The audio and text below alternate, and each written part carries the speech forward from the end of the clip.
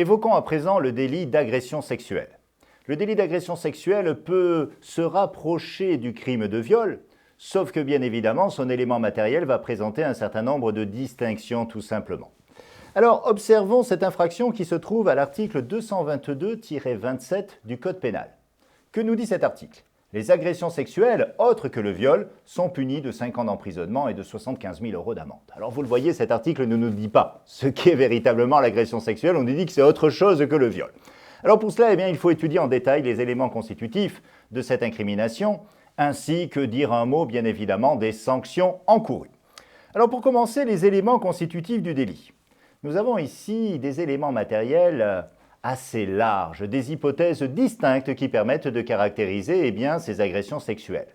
Sachez que le fait de toucher une poitrine féminine contre le consentement, bien évidemment, de l'intéressé, lui toucher les fesses, chercher à l'embrasser de force, vous voyez, le fait d'essayer de toucher les zones à caractère sexuel de la victime, cela est constitutif de l'infraction d'agression sexuelle. La jurisprudence en témoigne. Le simple fait de pincer les fesses, c'est grave, bien évidemment, permet de caractériser le délit en question.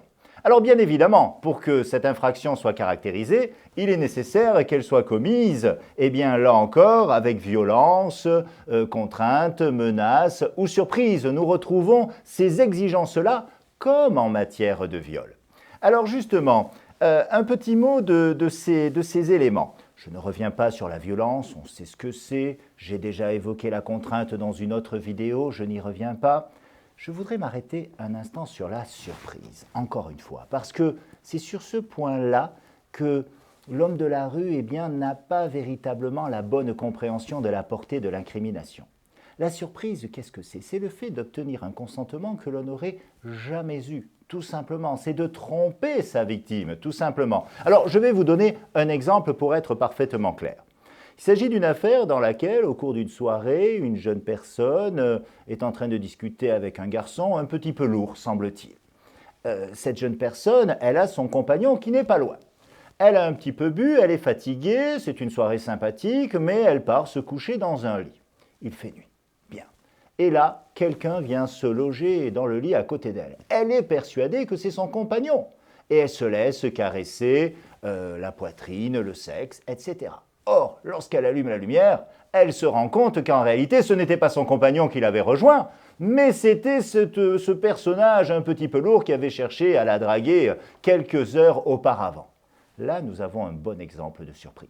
C'est que la personne ne se serait jamais laissée toucher par l'auteur des faits, absolument jamais. C'est parce qu'elle a donné son consentement, oui, mais pas un véritable consentement. La victime a profité de cette erreur, tout simplement. Cela, vous le voyez, c'est de la surprise.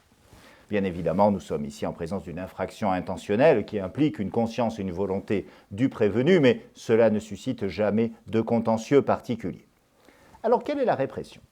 Quelles sont les sanctions encourues pour l'auteur d'une agression sexuelle ? Je vous le rappelle, le fait de vouloir embrasser de force constitue l'infraction. C'est très très large ici aussi, bien évidemment, et c'est bien légitime de surcroît. Alors, les sanctions pour l'infraction simple, c'est 5 ans d'emprisonnement et 75 000 € d'amende. C'est un délit, c'est-à-dire que c'est le tribunal correctionnel qui sera compétent ici et non pas la cour d'assises comme en matière de viol, mais le viol est un crime. Il existe également, dans ce cas-ci, quelques circonstances aggravantes. Je me dois de vous évoquer les plus importantes, bien évidemment, celles qui pourraient peut-être le plus vous intéresser. Première circonstance aggravante qui permettra de porter les sanctions à 7 ans d'emprisonnement et 100 000 € d'amende lorsque l'agression sexuelle est commise par plusieurs personnes agissant en qualité d'auteur ou de complice. Eh oui, s'il y a plusieurs prévenus, les sanctions seront plus lourdes et c'est bien légitime. Autre circonstance aggravante, lorsque la victime a été mise en contact avec l'auteur des faits grâce à l'utilisation, pour la diffusion de messages à destination d'un public non déterminé, d'un réseau de communication électronique. Autre hypothèse, lorsque les faits ont été commis par une personne agissant en état d'ivresse manifeste sous l'empire manifeste ou sous l'empire manifeste de produits stupéfiants. Là encore, l'auteur des faits alcoolisé ou ayant consommé des drogues, il va encourir une sanction plus élevée. Donc, cessons de penser « j'ai fait une bêtise, j'étais sous ». Non, au contraire, la sanction sera plus lourde ici également. Et puis, dernier cas, c'est lorsqu'une substance a été administrée à la victime à son insu, afin d'altérer son discernement ou le contrôle de ses actes. Là encore, c'est bien évidemment la jurisprudence GHB qui est à l'origine de cette circonstance aggravante. Vous reconnaissez bien sûr ces circonstances aggravantes, nous les avons déjà observées lorsque nous avons parlé précédemment de viol.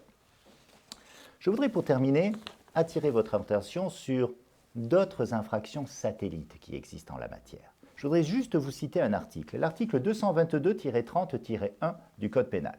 Voilà ce qu'il nous dit. Le fait d'administrer à une personne à son insu une substance de nature à altérer son discernement ou le contrôle de ses actes afin de commettre à son égard un viol ou une agression sexuelle est puni de 5 ans d'emprisonnement et de 75 000 € d'amende.